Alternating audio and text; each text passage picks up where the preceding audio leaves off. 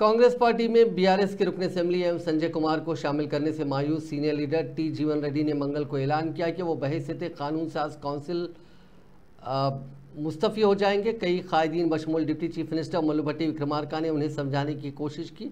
इसके बावजूद साबिक वजीर ने अपने मौक़िफ़ में तब्दीली से इनकार कर दिया। उन्होंने ताहम ये भी वाज़ेह कर दिया कि वो किसी दूसरी पार्टी में शमूलियत का कोई मंसूबा नहीं रखते। सीनियर लीडर इस बात से नाखुश हैं कि जगतियाल के रुकन असेंबली संजय कुमार को पार्टी में शामिल करने से कबल उनसे मुशावरत नहीं की गई। संजय कुमार जिन्होंने हालिया असेंबली इंतखाबात में जीवन रेड्डी को शिकस्त दी है, इतवार की शब चीफ मिनिस्टर रेवंत रेड्डी की मौजूदगी में कांग्रेस में शामिल हो गए। जीवन रेड्डी ने कहा कि वो अपने हामियों से मुशावरत के बाद मुस्तकबिल का फैसला करेंगे। कांग्रेस कायदीन पीर से जीवन रेड्डी को समझाने की कोशिश कर रहे हैं। रियासती वजीर डी श्रीधर बाबू ने भी जगतियाल में रुकन काउंसिल की रिहायशगाह पर उनसे मुलाकात की।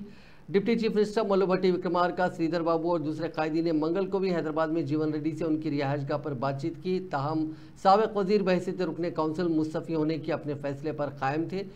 भट्टी विक्रमार्का ने मीडिया के नुमाइंदों से कहा कि वो जीवन रेड्डी के जज्बात से कांग्रेस क़यादत को वाकिफ करवाएंगे।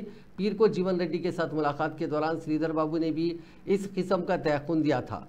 संजय कुमार की शमूलियत पर पार्टी कारकुनों के जज्बात का एहतराम न करने के लिए भी जीवन रेड्डी नाखुश है। 2023 के असेंबली इंतखाबात में जीवन रेड्डी को संजय कुमार ने ज़िले निज़ामाबाद के जगतियाल हल्के से शिकस्त दी थी। कांग्रेस लीडर को उन्हीं हरीफ ने 2018 में भी हराया था और 2014 के इंतखाबात में भी उन्हें शिकस्त हुई थी। जीवन रेड्डी ने साबिक स्पीकर पोचाराम श्रीनिवास रेड्डी की भी पार्टी में शमूलियत पर चीफ मिनिस्टर पर नुक्ताचीनी की। ఆనాడు 2007లో 8లో పార్లమెంటు స్థానానికి కఠినమైన పరిస్థితుల్లో సమయంలో కాంగ్రెస్ పార్టీ పక్షాన పార్లమెంటు సభ్యులుగా నిలబడ్డారు. అదేవిధంగా ఈ రోజు కూడా మొన్న పార్లమెంటు సంబంధించి కూడా అక్కడున్న పరిస్థితులను తెలిసి కూడా ఈరోజు కాంగ్రెస్ పార్టీని నిలబెట్టాలి అని వారు ముందుకొచ్చి నిలబెట్టడం జరిగింది.